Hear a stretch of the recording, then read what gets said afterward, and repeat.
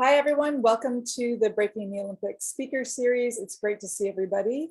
For those who are new here, I might rehash a bit of our history. The speaker series came out of two impulses. The first was to set up a platform for researchers studying this important cultural moment between breaking's debut at the Youth Olympics and its future at the Paris Olympics of 2024. Second, we wanted the series to open up the conversation to bring together researchers, practitioners, and the general community to share knowledge so that we could be in conversation, collaborate, and hopefully modulate our thinking through these ideas as we approach the Olympics. We had originally intended that this be a small forum for exchange for the authors who submitted abstracts to be part of a special issue on breaking the Olympics for the journal Global Hip Hop Studies to be published in 2023. The speaker series is an opportunity for everyone to present research in progress so that any blind spots and missing information or misinformation could be revealed before the publication. So please remember, many of the presenters are in the early days of their research, and that this is still a practice space for ideas, not the final say on anyone's work. So people, as they work through ideas, we want to be correcting each other in the community so that we have good, strong publications coming out into the academic world. Before we move on, we'd like to first shout out and thank Global Hip Hop Studies for allowing us this space to work on the project, and the Cypher Project for their support of the speaker series. Also today, we have special guests. I'll get into a bit later, but we've also, for this series today, we've actually invited a speaker to help share some of the information that's relevant to the topic as we move forward. So it's not only people that have submitted abstracts, but we've also invited a special guest or two to respond to the information. I'm very excited to introduce our first speaker. Jurskee Bouterse, also known as Jurskee, from the IBE is joining us today. He's been an active b-boy, and he'll get a bit more into his history, I know, in his talk. But I just want to say that he's been a huge contributor to the international scene. He's also a fantastic correspondent for me to kind of think through some of the philosophical questions around this important historic moment. And I've really enjoyed building with him the last year. So I'm very excited that we have him here to present some of his ideas and thoughts about this emerging moment. So Jurskee, would you like to take it away? Cool, thank you for the introduction. Yeah, cool. So let's see. I made a little presentation since the people in the talks before they lifted the bar. So I hope that will sort of back up my story. What I will do today is first of all, my background is of course more of a, in this case, more of a participant and like a practitioner than a researcher, because I never really got to researching. I studied philosophy, but I basically break life took over and I kept to it. And I think now I found sort of a way to combine it, because I always have topics in breaking that really interest me, and judging is one of them. So I will jump right into my presentation. As you might have read in the title, I called it the descriptive versus the prescriptive judging, the paradigm switch of the Trivium judging system. So what I want to do is, I think everybody's familiar with that the Trivium is the name for the judging system that they will use in the Olympics in Paris, and they already used it in the Youth Olympics in Argentina in 2018. I don't want to explain the whole system. I'm not here to, sort of do a promotional talk or whatever. I might end up doing that, but what I do want to do is I want to focus on a few things why I think the future looks very promising. So I will start sharing my screen. Here we go, bam. Yeah, so this program made all these little subjects that I want to talk about, but I'm just going to start with who I am. So from a young age, I basically got into street cultures. And I think this is important to tell because street cultures have a certain way of learning, and they have a certain way of getting people involved. So I started skateboarding in what was it, 87, and we just picked it up from the street. This is actually near where I was living, and this is the first character that I ever made with spray paint on a wall. Don't ask me why he's looking so mean and he has a gun, but that's what I thought was cool. And then graffiti.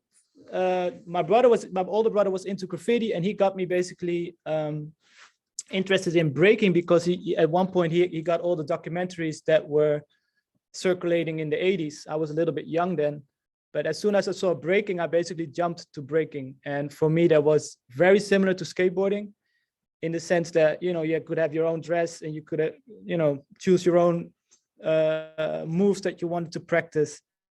And I just saw a lot of similarities. So that's basically my background when it comes to breaking, and I kept on breaking. But then at the same time, I started my study philosophy, and that was in 97. And I think personally that there's a similarity, or that I found some overlap with philosophy and judging particularly, because with philosophy, the thing that you do is you always try to find out the definitions of things. You try to strip things down to the core and basically find truths in a way. And judging has been like a topic that has been basically always, how do you call it? There's so many things to talk about when it comes to judging, that I think as soon as we can uncover what's important, what we judge this dance on, we made a big step in understanding our dance, which is complex for a lot of reasons. And I will, go into that as well. So I put a picture here of one of the talks we had at IBE. I made a little list of the talks that I moderated so far at IBE. I started working there in 2010. Like Tyrone asked me, like, can you help me out with programming, but also can you host some of the talk shows? And I found that like really dope to do, because there's so many people that have a lot of things to say, but usually the talks are not very structured at hip hop panels. So that's where I used my academic schooling and try to, get the subject straight, round it up after we had the talk. And I made like a little list of the talks we did about judging. The first one was in 2012 with Dizzy, and we basically invited him to explain the hour system. So this was dope. There were already a lot of questions there, and from there on, I think my mind just started trying to grasp judging and judging in general. Then we had another talk the year after with Storm, which was a bit philosophical. Look at the title, Old and New Dialectics in Search of a Way of Judging. Like Storm went deep. We had Kevin on the panel as well.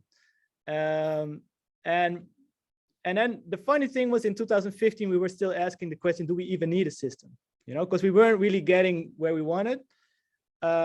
Dizzy was far with his system, and he had, of course, a certain, he already listed all the problems that were there in judging in general. When it comes to not being transparent, people feeling robbed, preference, like there's so many things that until this day go wrong when it comes to judging. And then different people came with different systems. So do we need a judging system? We also had Nick on the panel, who of course later came with Cozen. The Cozen system, I don't know who's familiar with that, but it's basically a digital version of round for round judging with a screen. So you basically see who voted at each round, who voted what. Then we had a talk about no more ties. This has been like a thing of Kevin for forever. Basically, and then my question was like, what the hell is a tie? Do we even know what a tie is? Are we saying the people are just equally good? Are we saying I skipped this round of judging, you guys figure it out? Are we saying I want to see more, which is still an argument you hear a lot still in stand-up, like, oh, we want to see some more, and the promoters never like it because it's dragging. The breakers don't like it for another reason, and Nick actually said it very well. He said, like, we have ammo, and if the judges are indecisive, we need to use more bullets, and we only got so many left, so most of the time they're not very happy with judges being indecisive. So anyway, the conclusion was like, let's get rid of them. You're there to make a decision, make up your mind. Then in 2018, we had Niels talking about his about the Trivium and and he went in deep with the Trivium. There were some people from End 8 there as well. I think Dominic was there and Patrick was there, who of course did the whole behind the scenes technical side of the Trivium, which is like mind blowing. And then we had a 2019 talk with a lot of the people that were involved in China with the first World Championships, and they actually judged using the Trivium. I'm not sure if Crazy Legs judged, I don't think so, but he was involved. He was already sort of a spokesperson at that point. Beagle Hurricane was there, Moy was there. So anyway, that's a little bit of the history of the talks. And I've been on the judging seats a lot as well. Mainly in Holland, but we have quite big events. So, wait, I have to go back to where I want to start. Yeah, okay, so what I want to focus on is not this. This is the interface of the Trivium, but what I want to focus on is a particular part of the Trivium and the way they basically handled creating this system. First of all, there is a system because the IOC demanded it. You know, we couldn't just send 3 judges, 5 judges and make them point a direction, right? They want rules and they want criteria. So they said, cool, we're going to give you criteria. And they gave 3 criteria. Here you cannot really see it very clearly, but it's mind, body, soul, or better, or more clearer, it's the athletic quality, it's the creative quality, and the interpretive quality. This you basically can all look up at Breaking for Golds, and there's a sort of explanation video that Storm did called the Trivium animation. Look it up on YouTube, it's 3 minutes, and it basically breaks down the Trivium. But what happened as well in the whole process, which I think needs attention, is that they basically found ways to create domains that, well, I'm getting into the domains later. They created domains that basically every performance can be judged on. My question basically now is, why did it take so long, right? Because we knew for a long time that there's trouble with judging. And we also knew what the problems were, basically, because there was a lot of corrupt judges, judging, voting for friends, all that stuff. And there's a funny thing with breaking and with hip hop in general, I feel, is that we're very stubborn in basically identifying those problems. As if we want we want to keep a certain freedom of, you know, doing what we do. So dancers would say, like, oh, you cannot judge my art, for instance, making it vague for themselves already. So I don't even care about the decisions because, yeah, sometimes you win, sometimes you lose. It's all opinion. You know, we kept it at that level for a long time. The judges themselves are also have been part of the problem because they were usually picked on authority, but not on their judging skills. So they would say, yeah, I dance longer than you, or I have more skills than you, so I don't really have to explain what I judge on, you know? And the promoters, they had nothing to go by except for reputation and, well, you know, seeing somebody in the seat a lot of times. Okay, let's book him. Like there's a funny thing going on there too. Like you see the judges on the posters all the times. For what? You know, because we paid for them, or we want to be on the picture after the event, or we want to take their workshop at the event. Like usually it's not about the judging. So it's just weird to me that it took so long, and apparently now with the IOC stepping in and demanding a system, people got to work and basically started with presuming that you can quantify what we do. If you don't make that decision that it's quantifiable, then we will never get there. So you have to at least admit, like, okay, let's look at the things that we can quantify, and then from there on we can start building. Of course, the main questions with this whole topic that we're dealing with, breaking, going to the Olympics, the first things that everybody was screaming almost or debating about was, first of all, are we a sports? And second of all, how will it be judged? The biggest fear was that it would be judged in a way that we wouldn't recognize our dance anymore, that we would be forced to dance a certain way, right? So basically where I think this comes from is if you look at how all the breakers that we know that basically dominated the scene since the 80s till now, how they learned, it was through this each one teach one principle. And that basically means that we all learned without classes, without internet most of the part. Now, I mean, 2000 and up, people started using internet, but before it was like a certain ritual on how you learn this dance. No workshops, no dance educations, you know. They're starting now, they're popping up everywhere, but before this was taboo. Like you would even be looked down upon if you would teach classes, you know. What are you giving our dance away? You know, people should learn it the hard way through some tough love. And this is an interesting principle because I feel if you look how that works, so then how do you learn it? It's basically by, first of all, Europe learned it secondhand. So we learned it from the media, we learned it from movies, we learned it from maybe from a guy at the army base who taught us firsthand. A few people in Europe learned it from the New York City rap tour when Rocksteady was touring around, but that's just one crew. So that's most of it was secondhand. And I think we took a few mechanisms of this way of learning into how we basically learn the dance. I'm not sure if you're familiar with the term meritocracy. Storm once basically explained it to me, but it's that whoever has the most skills or knowledge, that's the one we give authority to. And I feel that's still the way a lot of breakers are used to, you know, looking at people. Like if you're better than me, cool, then I look up to you, you can inspire me. Take for instance the call out battle tradition in France. Like if you're on the judging seat and you cannot dance better than me, I will call you out. You know, why are you judging me? You know, this principle basically all goes back to we're trying to get approval from the people we look up to. So what do? We basically put the people that we look up to on the judging seat, expecting that because of their years of doing the dance or their influence or whatever the legacy that they left, our heroes, our legends, our pioneers, you know, we put them on that seat. But we had nothing to measure if they were good judges. We just hope they were good judges, but it's the same principle. Like the people that we look up to, if they give that little nod of yeah, you're doing good, keep on doing what you do, then we feel we're heading the right way. Now, when breaking became like a sport, it becomes a bit different, you know, because I feel there's a slight difference. First of all, let me just clarify myself on sports.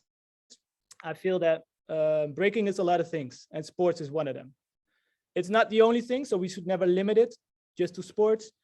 But as soon as you're in a competitive environment, you abide by certain rules of having yourself being judged or being told how many rounds you get. Yeah, we're pretty much in the field of sports. Added on top that we train as athletes to be the best dancers. Yeah, I mean, there you have it. The only mind switch that I keep repeating is that I always saw myself as an athletic dancer, but never as a dancing athlete. Athletes need something else, right? Jurskee, just to let you know, you're at time now, but if you want to just take a minute to wrap up any kind of key points. Okay, cool. Yeah, my key point is this. What happened, like, of course, I assume people basically figured out what Trivium is doing, and they basically have these three qualities. The thing that they added, which I think is the most important and will basically save us from not losing our dance form the way we want it, is what's called prescriptive versus descriptive versus prescriptive judging. This means that the judges now, and this is the biggest difference with how judging went before, are asked to look at the dance and find imbalances instead of looking for certain things that they want to see. If you do that, you shouldn't even judge, because it's all about comparison. The only way we can make a decision is based on a comparison. So I have this little example that I want to show you guys. It's from a site called No More Marking. This is a group in England that wants schools to stop marking, but do a different way of testing. And they have this super dope demo, and we can run through it super fast. Basically, it says here, the only way we can make a judgment is by comparison. And they basically say, but what we do with marking is this. We expect judges to be able to, let's say, remember the numbers connected to these colors. So we have 8 colors here, and they say, okay, cool. Look at them, remember them. Now we start to test, and we say, we show you a color, you have to say which number it was. I say, let's say 2. This one may be 4. This one may be 3. This one may be what? 6. This one may be 2 again. Let's say 3. Let's say 2. Like I'm already lost. 4 maybe. Bum. I had 1 out of 8. They basically say, tell me you're not able to do this. Now they say, okay, what if we do this? And this is what the Trivium does. Let's say you have 2 next to each other. Only tell me which one is darker. Bam. Which one is darker? Bam. Which one is darker? Bam. Which one is darker? Bam. And you see below, the scale is already being made. Because I see them next to each other, I only have to click all the time on the one that I think is darker.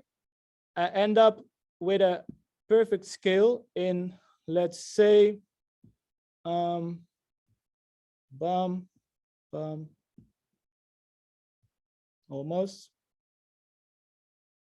Okay, the scale is perfect already in 20 clicks. This is basically what I wanted to show you guys.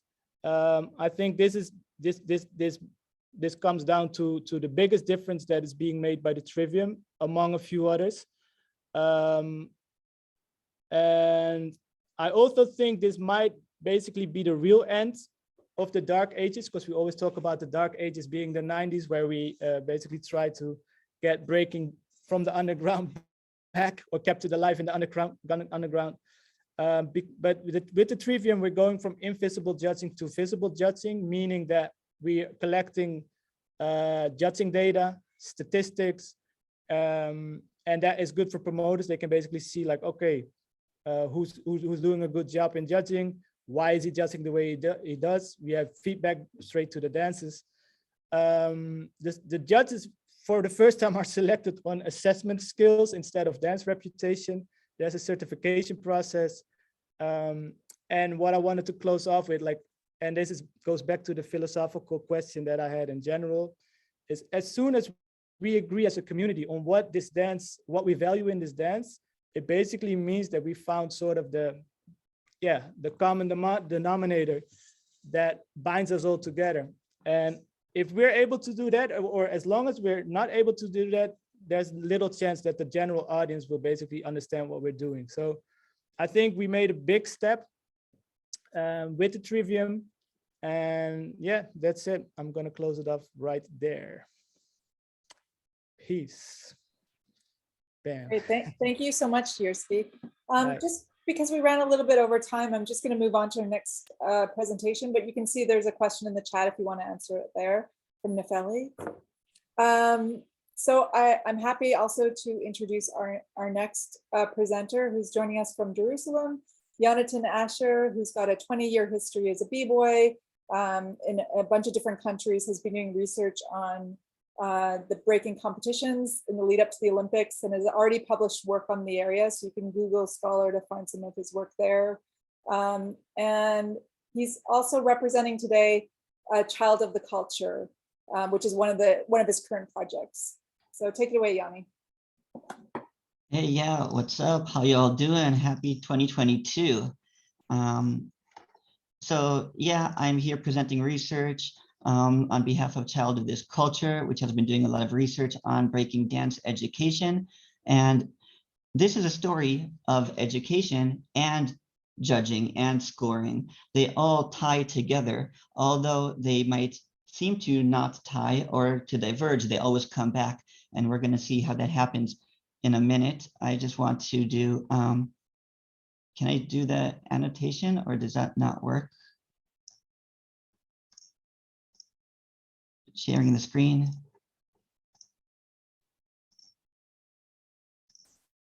Okay, if everyone hears me and if everyone sees the screen, everything okay? Yeah, we can see you on the screen. Yep, we're all good. Okay, cool. I don't seem to be able to do the annotation to like do the highlights mouse thing, but whatever. Let's begin without it. So, like I said, this current story of this research that has begun many years ago and is still continuing began with education, but it continued from education to this, we can say, topic of competition judging, which has always been of central concern to breaking, especially breaking competitions, and especially now that it's more sportified as an Olympic event. Promoted as an Olympic sport, breaking competition could become increasingly popular. An increase of competitive battles and tournaments would require an increase of judges to decide their winners. But the thing is that world-class veteran championship competition judges, they can't go all around the globe to be at all of these little events that are happening locally in all the different regions. And even if their numbers were not too few, the budgets, the air travel, the accommodation costs, it just doesn't cover.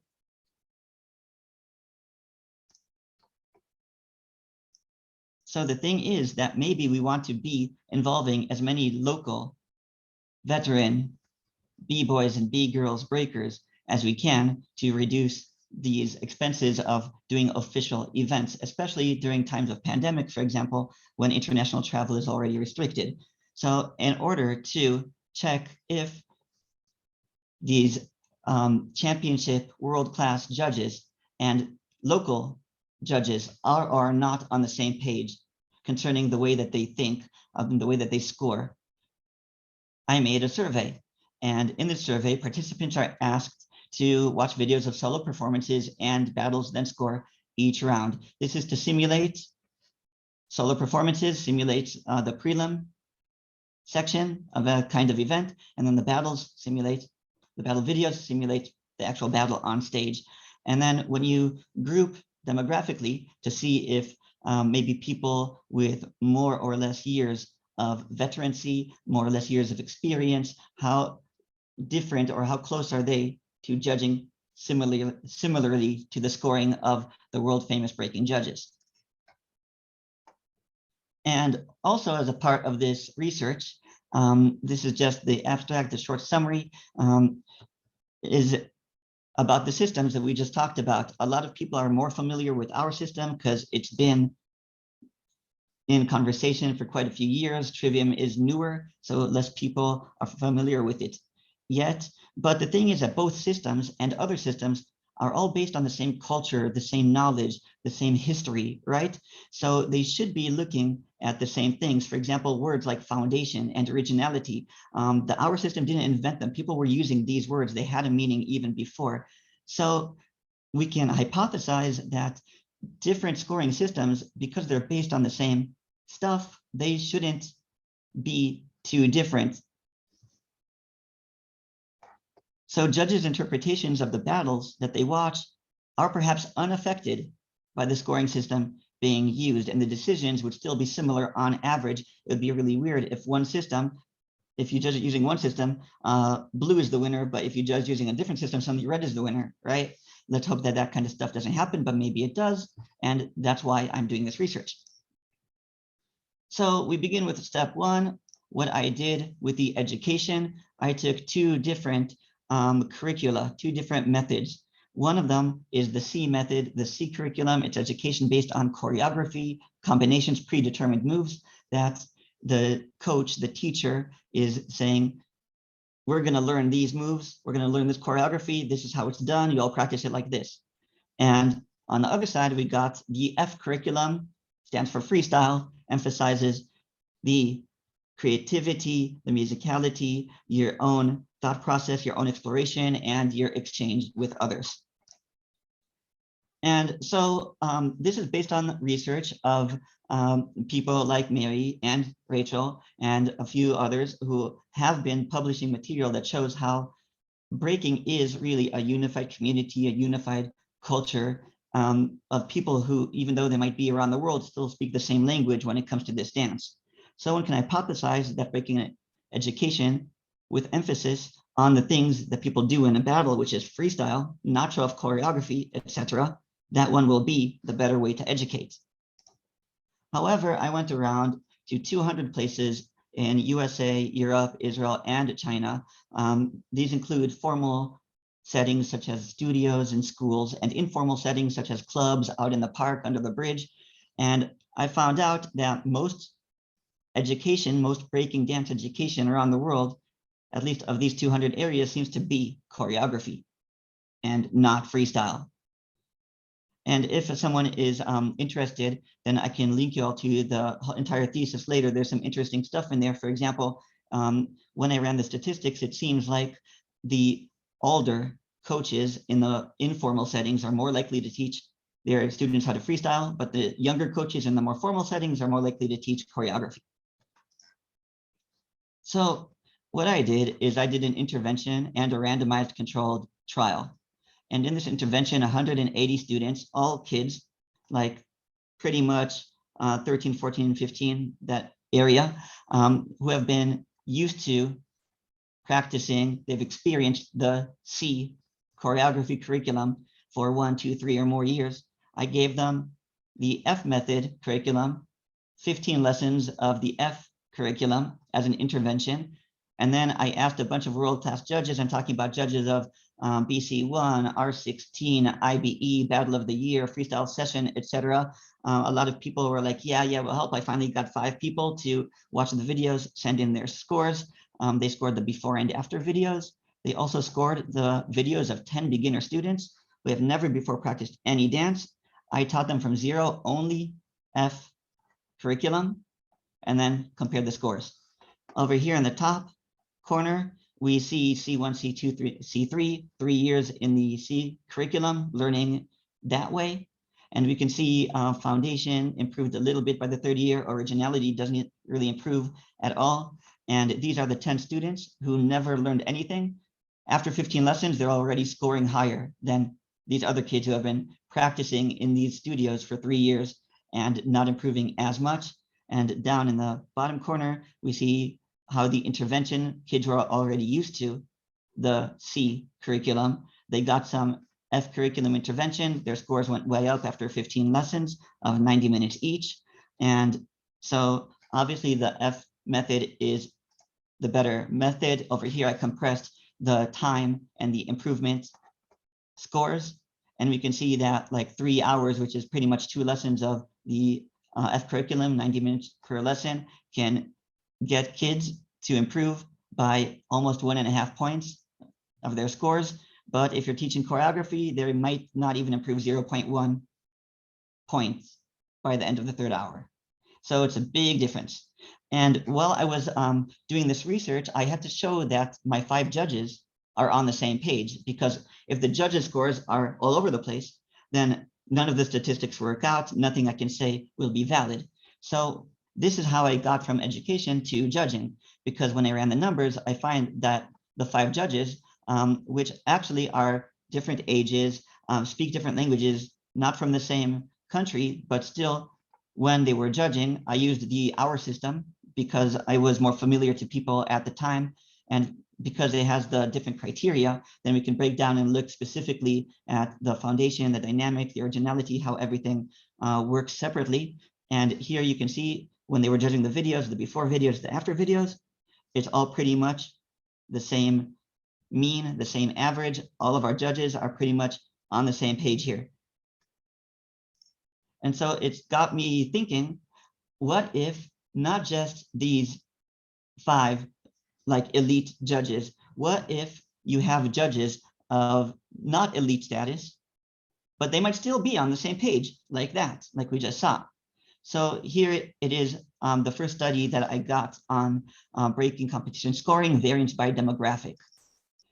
In order to inform policies relating to competition judging, this study aims to identify similarities and differences in scoring tendencies between population groups. When I'm talking about population groups, I mean more or less years in breaking, more or less years as a judge, also age and also country.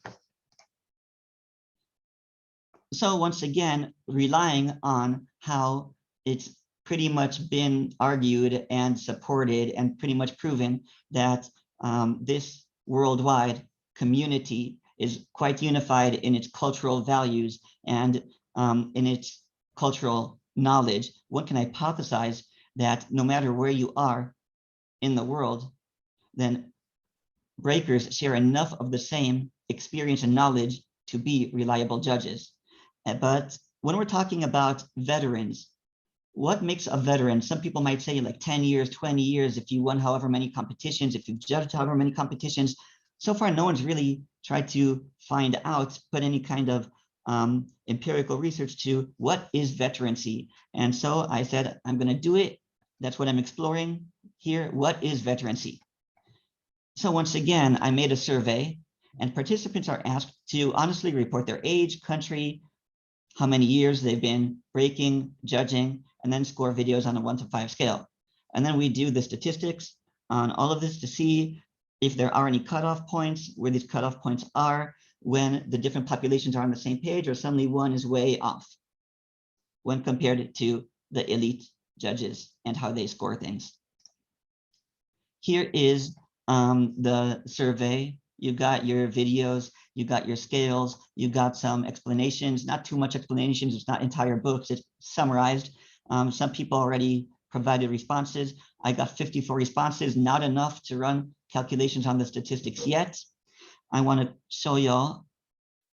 I'll do a new share over here.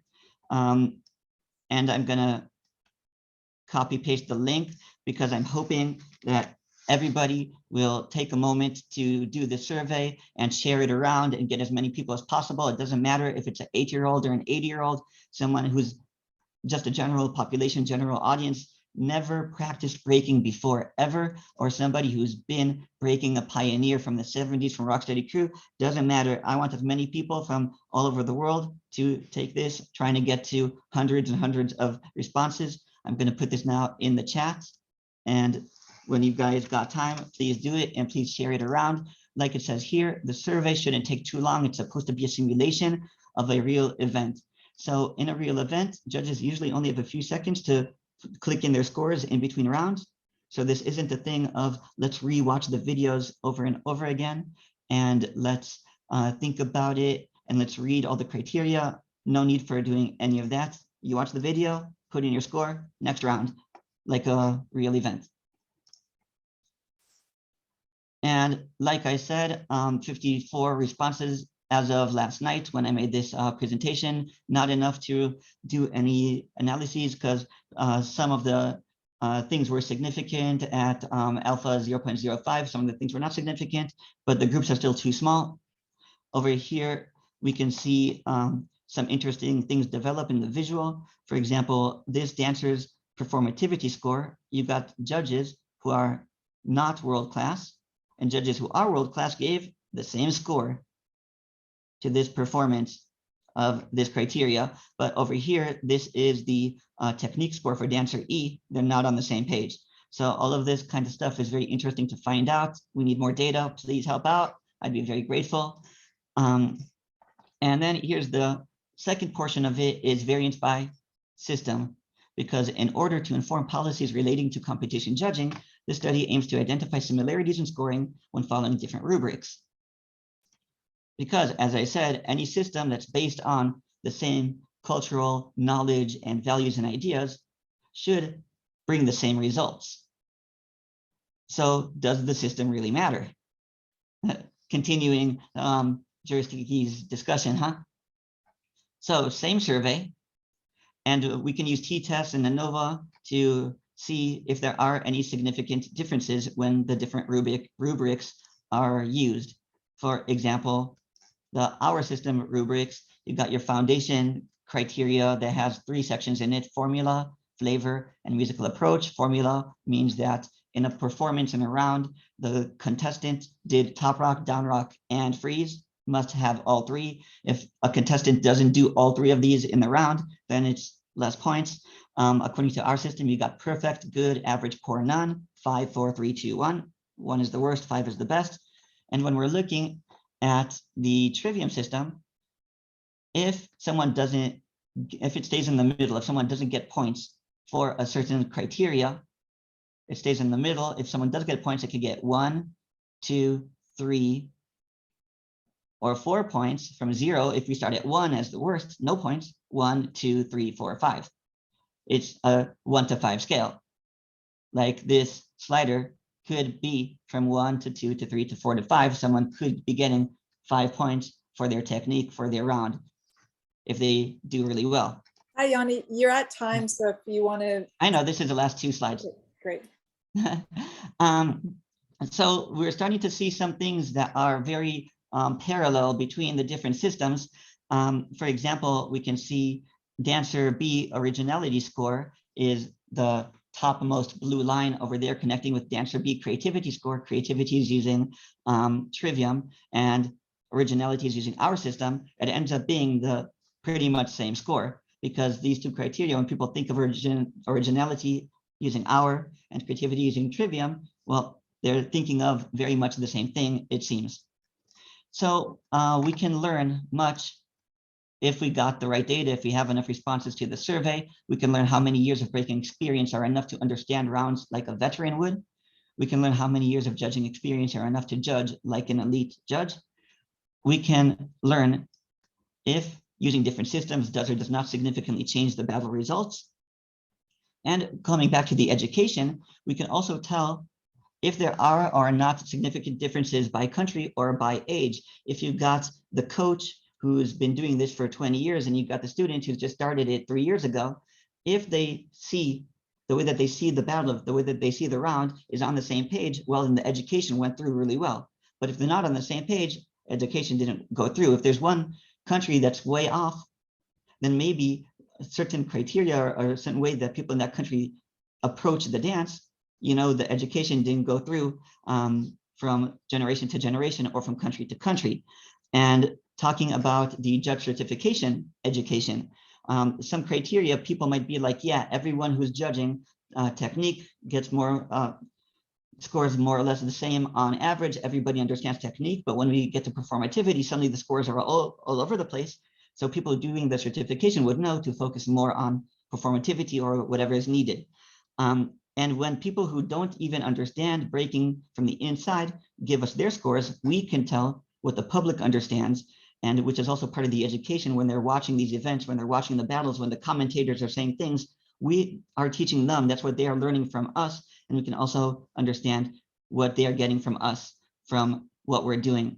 And so there's a lot of other things. I hope to one day have access to the Trivium system and actually let people watch the videos and do the sliders and try to do statistics for the people doing the judge certification. For example, if you got someone like B-Boy Skim or B-Boy Wing that they gave +3 points technique to blue side, but then you got someone else like Storm who actually gave +1 point to red side for the same battle, for the same criteria, then it's like, well, if there's a lot of variance, then when you're testing people, should they or should they not be certified, we got to keep this variance in mind, and we got to look at the standard deviations before we say if someone maybe failed their judge certification test or not. And if no one's doing this work, I would love to do it. So please hit me up. If someone is already doing this work, I'd love to help.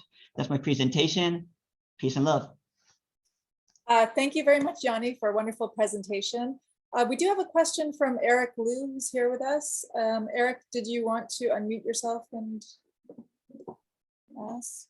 Hi, yeah, I was wondering how much diversity you think there is in what people value.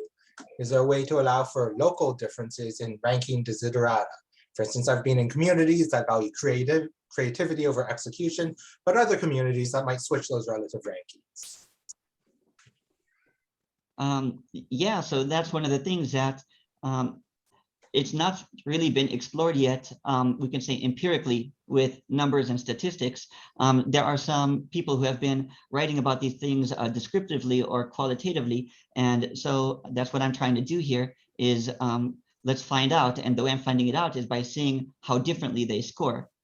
And then you can compare the different groups, and then we can see if there is one kind of place that they, like everyone in that country is scoring more or less like this, well, everyone in the other country is scoring more or less like that, well, then we can start to give some insights, we can start to understand certain things, and then once we highlighted certain directions to go to, then we can dig even deeper into those directions.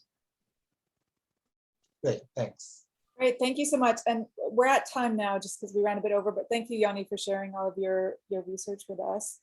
And I've also thrown in the chat ways that people can find more of your work, but you can also throw some more in the chat for people to look at. Our final presenter today, before we have our respondent, B-Girl V, share some of her thoughts, is Kevin Gopie, DJ Renegade, who's joining us. He needs no introduction, and he is an invited guest. I thought it would be wonderful to have him come and share some of the behind the scenes, backstage, historical context for the moment that we're in now with the Olympics. So he's going to give a short presentation, and then we're really going to open it up for questions. I'm sure people have a lot of questions for him that are here. So yeah, without further ado, Renegade. Hello. Hi, everyone. It's Kev, DJ Renegade, blah, blah, blah, blah, blah. Yeah, I just want to say thanks to Mary and Jason and my fellow speakers today. I'm very grateful to be invited to speak at this lecture series about the current state and future of one strand of break culture. By that, of course, I mean the sport platform that is currently being opened and explored. The first step on this journey was initiated at the Youth Olympic Games in Buenos Aires, which was held 7th to 11th of October, 2018, I think it was. Yeah. There's no way I can condense that whole process and experience into 15 minutes or maybe even 15 hours, but I can share my observations and impressions as to the importance and impact of that event.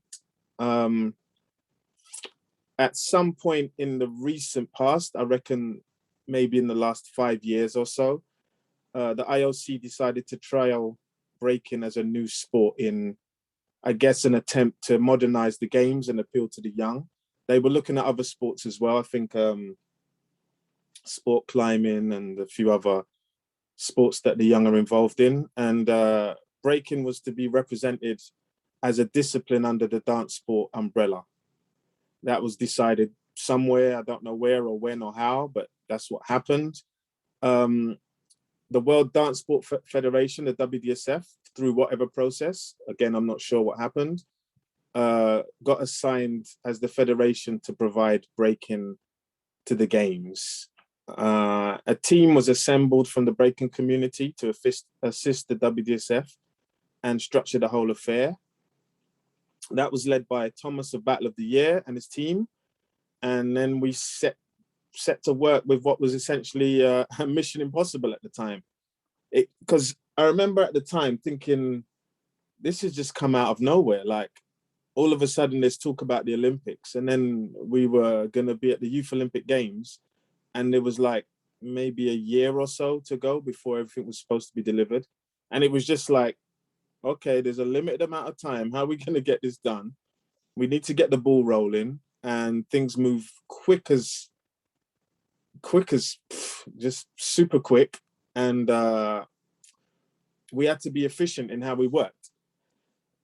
Part of that process was organizing qualifier events and developing a judging system that was compliant with IOC requirements. This was very, very important.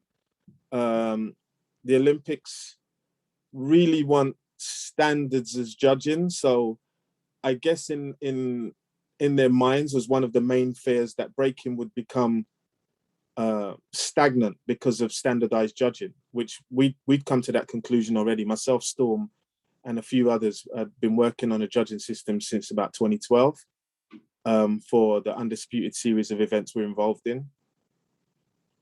And we'd already come to that conclusion that if you start scoring things and putting numbers on things, then people are going to try to achieve numbers. And then there's a thing called the Flynn effect, where over time skills get better. So your score 10 years ago wouldn't be your score 10 years from now. Do you know what I mean? So a perfect 10 that, say, Nadia Comaneci performed in the 70s or whenever it was, it wouldn't be a perfect 10 today. I mean, beginners could probably do what she does. So to avoid those kind of things, we create this comparative system, which spoke a bit more about. So we had a lot of help from a WDSF advisor, a guy named Jean Laurent, and Steve Graham was also instrumental in helping us to keep the schedule tight. We had to write a rule book and all sorts of things. But 3 qualifiers were organized and co-opted from existing events in US. That was Silverback. In Germany, it was Battle of the Year. And in Taiwan, it was Taiwan B-Boy City. And then there was a World Championship final, which was held in Japan. From those events, 11 dancers were selected with 1 space assigned to the host nation. So then we had 12 dancers from each sex in all. I think we were the only discipline at the Youth Olympic Games with parity between the sexes, which was also a good look for our discipline. The actual event went without a hitch. Everything was fine. The athletes stayed in the Olympic Village with all the other sports people. And as far as I know, they had a great time and it was a unique experience. I mean, being that breakthrough is, it's just one of those things, I guess, you know, like no one else is ever going to do it for the first time again. Do you know what I mean? The judges we chose were Crazy Legs, Munir, Narumi, AT, and Moy, with myself and Storm as head judges, and the system interface and display provided by Andate, who worked with Omega Timekeeping to make sure that the display was to Olympic standards or whatever, right? DJs were Fleg and Lean Rock, and the hosts were Mario B, who represents IBE, and a local Argentinian named Perchard 983, I think his name was. Yeah, Perchard 983. So in essence, apart from the difference in platform, it wasn't much different from existing scene events. You know, a few differences, but I've been to events that are very similar in terms of the setting, environment, etc. There's a Wikipedia page and an Andate breakdown page with details of participants and some other information there. Some of it's wrong, but whatever. Probably go in and edit it to fix it at some point.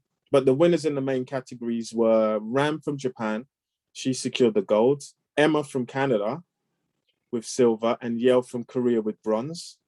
And for the boys, we had Bumblebee with gold, Martin from France, silver, and Shigekix from Japan with the bronze. Yeah, I think that's it. There was a 2-on-2, which was kind of like just an idea we had where the sexes were mixed, and we had like the best guy and the worst girl, and like moving that way, just so that it was a little bit fairer. And if you went all the way there and you didn't do maybe so well, you had a chance to do a bit better in the mixed doubles. It was a good idea. It worked. We were fine. It was fine. In terms of impact, the historic impact can never be overstated. This was the first stop on the way to the Olympics. And if unsuccessful, we wouldn't even be here having these conversations right now. The scene would just have carried on as it was going, and this wouldn't even be at the table. There was only one shot, and we made it. So that's really all I'd prepared as an intro. I wanted this time to be spent more answering questions if anybody had any questions. And if I had the knowledge to clarify any questions about the Youth Olympic Games and maybe even the Olympics coming up, and how we got there, basically. And that's it. That's great. Thank you so much. If people have questions, you can either raise your hand and we'll keep an eye out. We've got Rachel Dunn with us as well, so she can let me know. So you can either pop the question in the chat or raise your hand and we'll call on you.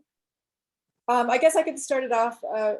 Thank you, Kev, for breaking down some of the significance of the Youth Olympics. In terms of maybe, setting the stage for where we are now, can you talk a bit more about, is the judging system, has it evolved, since that's the theme of today, has it evolved since the Youth Olympics? Is it the same kind of judging system? Can you talk a bit about the training or what's happened since? Yeah, I mean, the system's not changed at all. The system is it's not something that you change. What might change is the interface to the system. But the system as a holistic system of judging it's complete. There's nothing you can do with it apart from maybe add clarification on terms or whatever. What's really changed is training judges and certifying judges so that everybody has the same understanding of what words mean, because contrary to what people believe, a lot of the terms that we use in breaking, they have completely different definitions depending where you are. So some people think that dynamics is power moves, for example, and other people think that dynamics are tricks. And some people think that, well, we define dynamics as the change in speed or shape or space. So we have a defined understanding of what it means so that all of the judges can share the same understanding of what terms mean. Terms like foundation, I mean, what is foundation? Do you know what I mean? Some people think it's attitude. Some people think it's a set of moves. So again, we need to clarify exactly what this means. Someone who started recently, their idea of foundation is not the same as someone from the 80s idea of foundation, right? Or even someone from 15 years ago, their idea of foundation is completely different. So again, within the system that we've made, we have our definitions for how those terms are going to be treated. That's really what's changed. That's great. And I have to say, from doing the judging training, I find it a really successful system in terms of that comparative judgment. I think it really works that you're just comparing one person to another in that moment and sliding the scale. I think that's a really brilliant. Yeah, I mean, I think that's definitely, that can't suffer from the Flynn effect, because those things don't change over time. That, like, a dark red is always darker than a light red, no matter which country you're from or whatever, right? That idea of comparing two skills or two,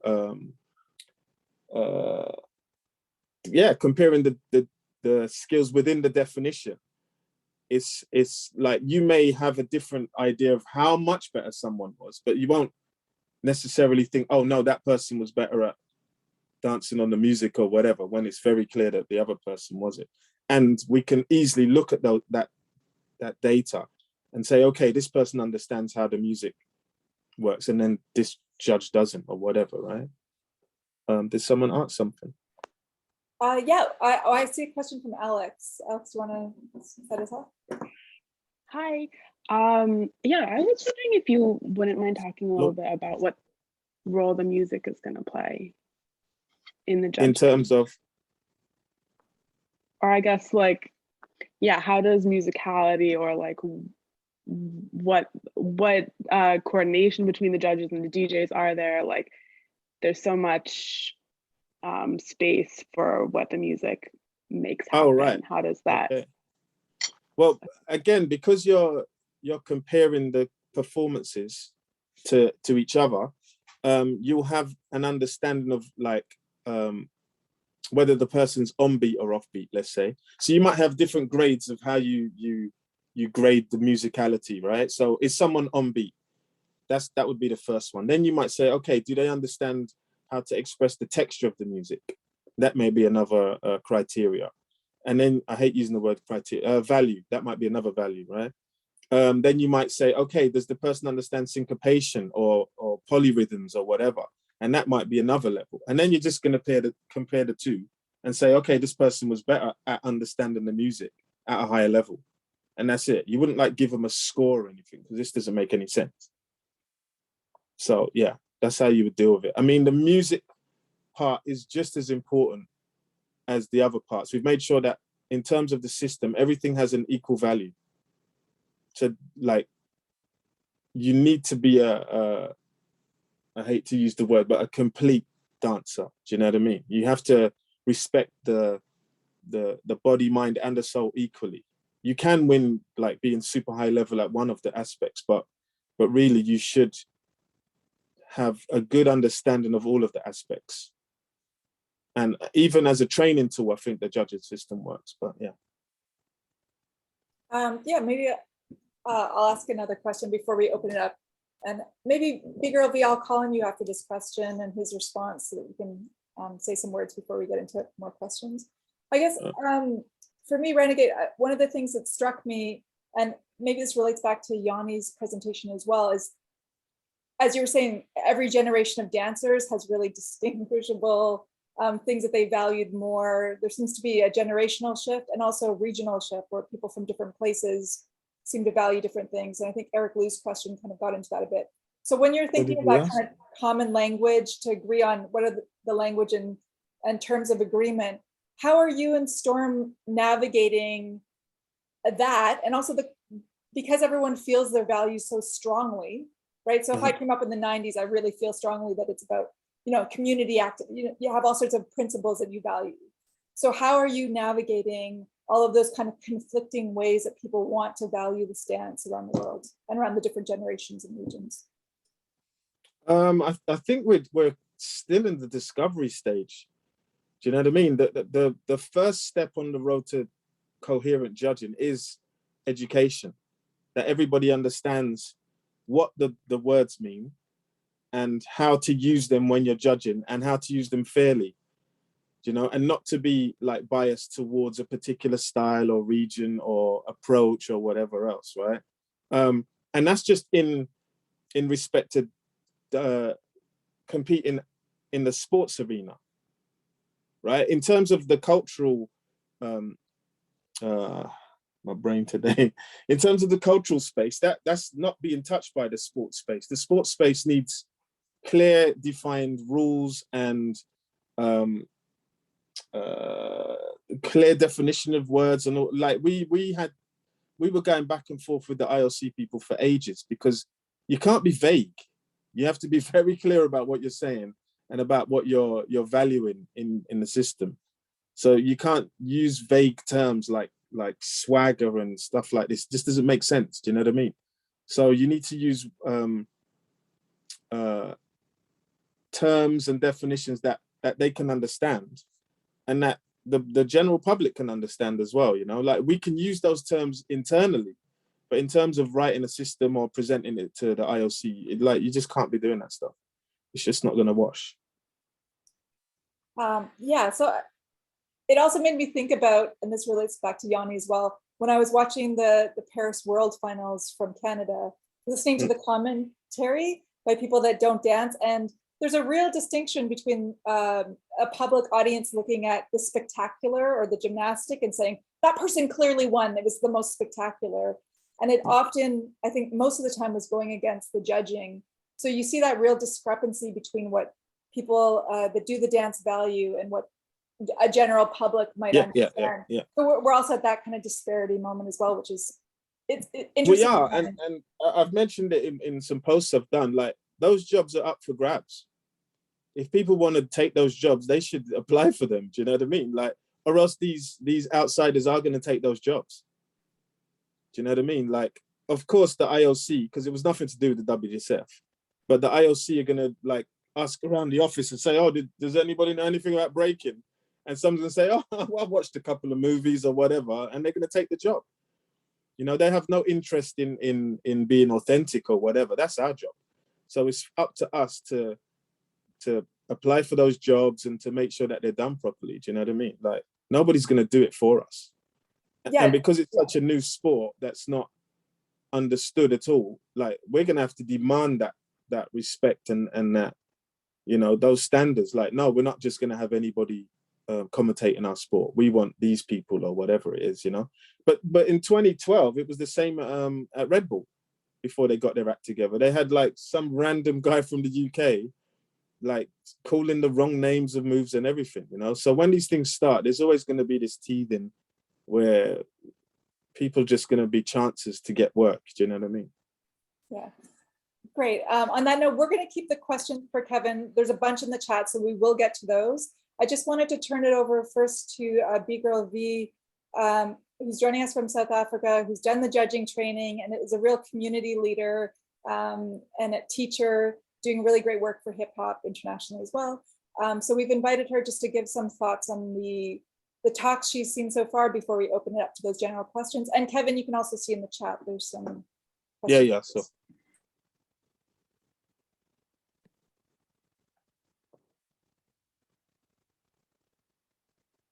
Am I on? I'm still seeing Kev's face, but okay. If you can see me, I'm good. Hi, everyone. Peace and love from sunny Cape Town, South Africa. I'm not going to take much time because I know we've gone over a lot in a short amount of time. I just wanted to first say thank you to the speakers, and all the presentations were on point. Even though it was short, it was great. So thank you. Comments from my side.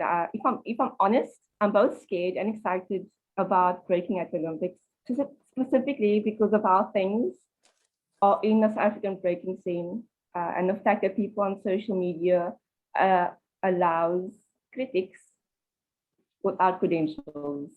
And I'm sure some of you have experienced that. We have that everywhere. So I don't really have anything to add to what was said, other than that I'm super keen to learn as much as possible, and without sounding cliche, breaking at the Olympics, you know, what a time to be alive.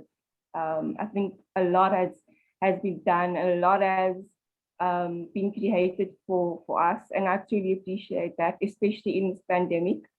So yeah, I'm also excited about the Youth Olympics because I teach, and so I'll be able to get my kids on board as well. And the main reason why I wanted to do the adjudicating was I was nosy. I wanted to know what it was about. I wanted to know if the dance itself and the essence of the true culture is still within the judging system. And I can 100% say that it's there. It's there. And second of all, the most important or second most important part is all the dancers being judged fairly. That was the most important part for me. Fairness being that, you know, if I lost, would you be able to tell me where I went wrong? What can I work on? And in that way, we can create champions, not just, yeah, you suck, go. You know, you're getting proper feedback. And I've been using this in my own judging at home in Cape Town. And I wish it was there earlier, you know, because I'm not judging the same anymore, whether it be in hip hop or in breaking. So I'm truly grateful to be a part of this. Thank you, Renegade. Thanks, Mary, for having this. And I'm just here to learn, I'm here to grow. And yeah, that's pretty much me. Thank you so much, Avi, for sharing some of your thoughts on it. I realized from the chat that Cheryl Dodds had a similar question to me, so I'll skip that, Cheryl. I think we were on the same page there. Paul Sada, do you want to ask your question or comment?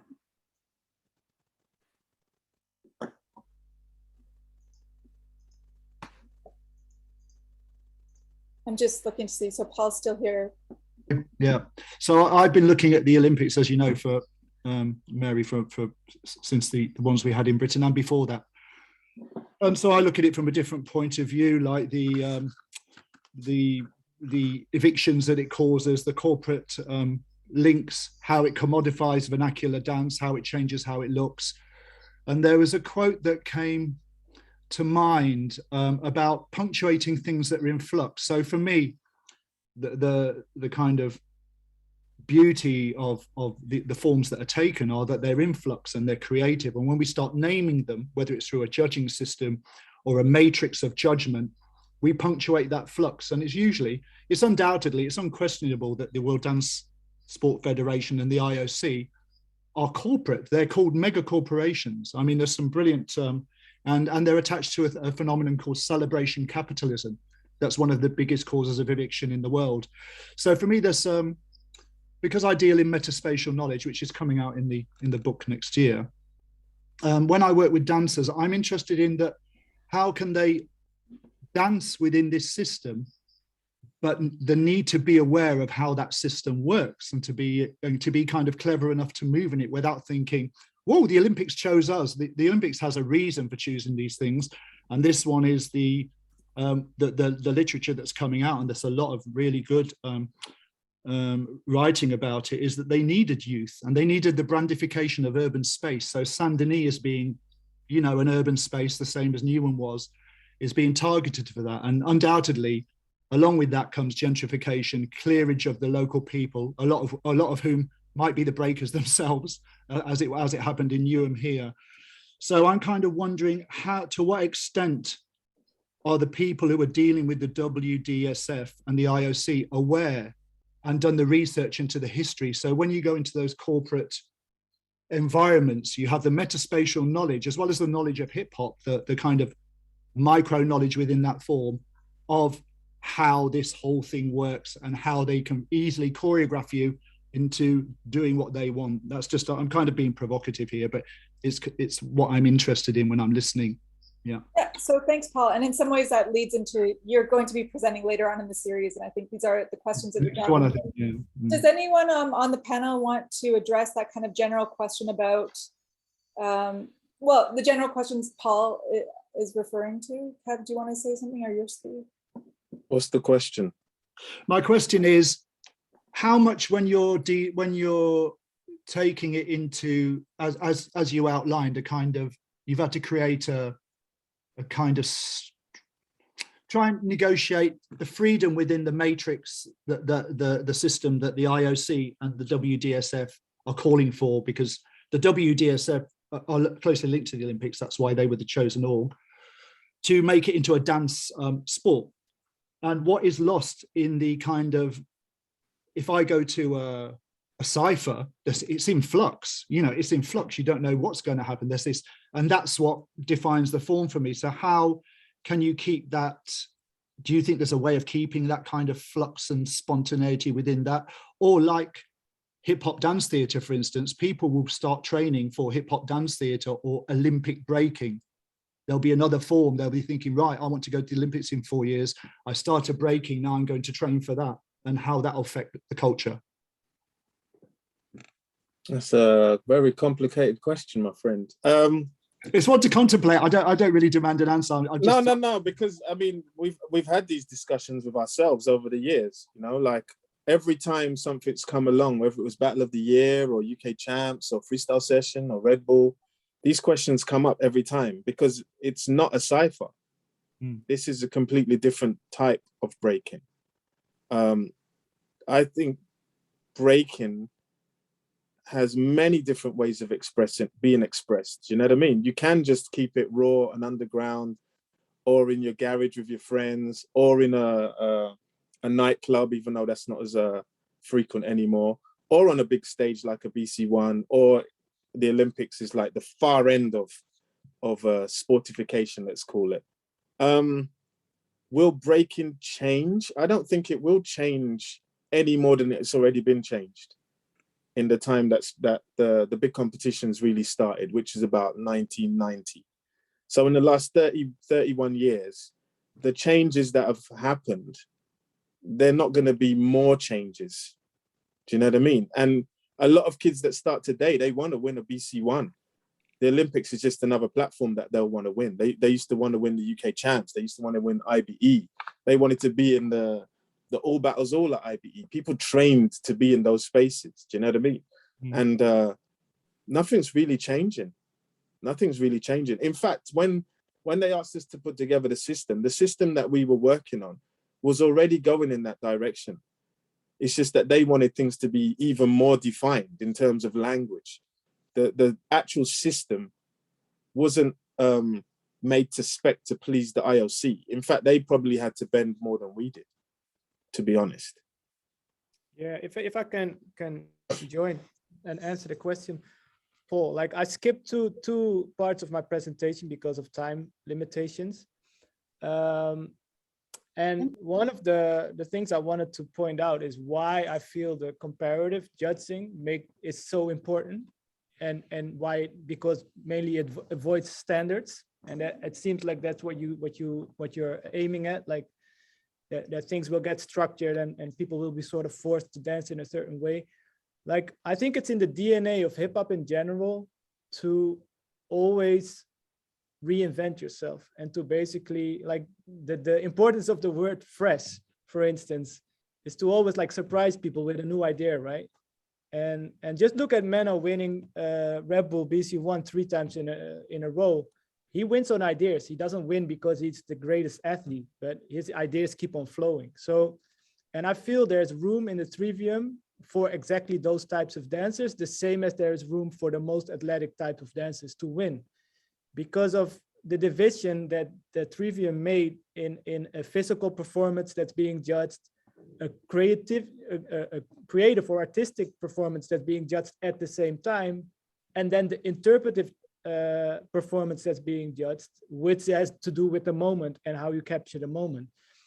And to also basically answer the question about the general audience, it already popped up in the chat about concerns of the commentators not really knowing what they're looking at or not being familiar with the judging system. This is super important because they are the people to inform what is being judged on and what you're looking at. And I think we all agree that, like Mario already said, most general audience will react on the physical aspect of our dance, which is only 1/3 of what we're looking at. The artistic part is way harder for them to understand, to basically, how can an outsider know if the idea is new or not and what the impact is of that idea? Because then you're on the artistic level. If I walk into a museum and I don't know the whole history of art, I will not get shocked by an artist who did something very contrary to what was already being done before, because I don't know the history. But if you get that information, then yeah, definitely. I also made like a little list of reasons why we dance. And I think if you look at them, even though Kevin says like this is a different type of dancing, only a few fall out of the Olympic spectrum, because what I wrote down is like we dance to express, that's one reason. Where would we fit that in the Trivium? Well, then it's probably your ideas. It's the creativity part. Other people dance also to impress. If you want to win from somebody, like there's breakers that think you have to do the hardest moves. So that will be the physical part. Like if you're only there to impress. And that's also what the general audience expects us to do, to flip, to spin, to go fast, to do all those things, right? But then there's the part of of dancing to entertain, which has room in theater, but it has room in commercial shows as well. And that's probably what Flea Rock did when he won his round against Chica Kicks. He was entertaining us. We were feeling him, which basically the Trivium goes back to the interpretive moment, like seizing the moment, which is also hugely important in our dance. So as soon as the audience starts to create a feeling for, oh, now he was dominant in, being physically dominant and having more quality. Oh, wait, now he actually outdid him with his ideas and his creativity. Or, whoa, he really totally took that moment by being the most musical, being the most spontaneous. These things are very intuitive. And I think they will help in educating the dance, the general audience, in understanding how many layers we have in our dance. Because this is the only sport that can also be the opening show at the same time and being used in a commercial. And it's crazy how many ways we can actually use our dance. And there's a fourth one that I wrote down, which is the self-therapy side of dance, which I don't think really comes into play when it comes to the Olympics. But there's people that go to these dark spaces and clubs and just immerse in music and go into the free zone. And that for them is the essence of why they dance. And that will always be there. Nobody's going to take that away. The same as the difference between a battle and a competition, where a battle is personal and you call somebody out, and whether it's on the concrete or in the parking lot or wherever, that side, that untamed side of breaking will always be there, and it will never be endangered by creating a platform that shows competition at the highest level. But okay, I'll keep it at that. That's great. I've got one quick question for everyone as well. I'm curious, with all this rolling out very quickly, what kind of support do communities have around the world to get involved, to get licenses as judges? And are there, any qualifying needs that communities need to have the Trivium system at their events, and what those things might be? Can anyone comment on that? I guess that's me again. Okay, let me just be clear. I do not speak for the WDSF. I work as a contractor or a freelancer or whatever it is. it's early days, and the work is being done to get this thing moving, but it has also been a little bit rushed. Do you know what I mean? Like, I think December 2020, the decision was made by the IOC that breaking would be included at the Olympic Games. And then since then, the pandemic came, and like a whole lot of stuff just slowed down the whole process. I believe there are plans to get all of this rolled out to everywhere so that everybody's got a fair shake of the whip. But because we are still in a pandemic and there has been a lack of resources, it's going slower than was planned. I can only hope that this stuff speeds up, that money comes from somewhere, that we can, I reached out to certain people, like V in South Africa, for example, because I at the time I felt that we needed more women on the judges' seats. So I reached out to a lot of women in the community. Mary's another one, just to like get them inspired or motivated to be involved, because we need more women judges for a fact, right? So some of the work's going to be done by these organizations, and some of the work we're going to have to take on ourselves to make it happen. Do you know what I mean? I'm not waiting for anybody to tell me what and when to do something. Do you know what I mean? It's just about just getting involved, asking questions. I see a lot of people talking about the Olympics or the Youth Olympics or what the Olympics initiative might do, but they haven't spoken to any of us who were actually there or even involved. Do you know what I mean? Most of it is just idle speculation, and a lot of it's just wrong information as well. So if people reach out, then we can solve that part of it. Do you know what I mean? And in terms of training to judge, like, there's the official pathway to become a judge, but there's also, like, we're very approachable. Like, the discussion can start and continue so that people get more educated on what judging with the Trivium means, or the threefold, or whatever, like judging in the sports in space, what that means, what the requirements are, what the future of judging is in that space. The conversation's there. I mean, Year's really come a long way in terms of his support behind the idea of what we're doing. So the more people we have like that, the better, the quicker the information is going to be disseminated amongst our community, and everybody's going to have a fair shake of the stick. Yeah, it's not just for like a few, a chosen few. Do you know what I mean? Like, yeah, like this idea that the unwashed don't deserve to be up there. It should be like these select people. Like, we're getting away from that whole idea. All we care about is your ability to judge. Fantastic. Thanks for the response and the No detailed problem. response. Might have waffled a bit. All good. I think we will have to wrap. Mary, did you have any final comments before we wrap up Someone our asked session? a question. Was it Roberta or Robert? Shapiro, yeah. She. Oh, Roberta. There's a long list here. I can read it out. She's. Oh no, she's Roberta. Did you want to unmute and ask your question? Where was it? Yeah, hello. Yeah, I just asked, thank you very much for all these presentations, and Kevin, yeah, especially, I was especially interested in all the technical details. And so my question is are you still working on the judging system, or was the judging system of 2018 in Buenos Aires, was that the definite, is that definitive? Or are you still definitive? Yeah. I mean, are you still working on it? It's finished. The process to become, I guess, official or whatever, is that you do your presentation. So our presentation was the Youth Olympic Games in 2018, and then the IOC have auditors go through your system to see if it's compliant with what they want, and that process has been done. So the system is the system. It's not going to change. It can't change, because then the whole process would have to happen again. We would have to present it somewhere, and then someone would have to pay for the the audit to happen, and then that feedback would go back to the judging developers, and then they'd have to go through that process, and that process could take years. Right. So it's not going to happen.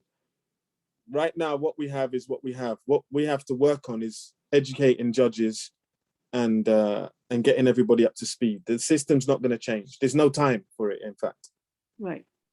That's great. And maybe this is a good moment for me to just jump in and say, part of the speaker series idea was that there's people around the world interested in doing research, and we are a research community. So in some ways, Kevin, what you're talking about is there are ways people can get involved. And like you're saying with Yoni's work, there's ways that researchers can get involved and get linked in. And the key is to finding the information and getting accurate source information, which is part of you coming today and sharing some of that with us. So thank you. Thank you very much for doing that. Thank you to all of our presenters. Thank you to B-Girl V for coming, acting the part of a respondent.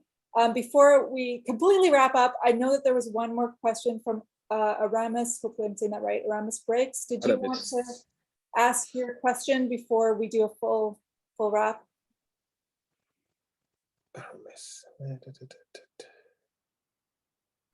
I can also find it in the chat. I know. No, I see it. Yeah. That's kind of above my pay grade, though. I wondered. Yeah. Maybe I'll read it out though, because I think it's an interesting question in terms of resources in different countries. And I think Jason and I were talking about that as well, for people just being able to afford the Trivium system, or for judges from different countries after they've done the licensing, how do they get selected to be part of it? So there's all sorts of kind of regional and national questions here. So Aramis was asking, saying mainly in Latin America, who carries the certifications of judges by the WGSF at an international level?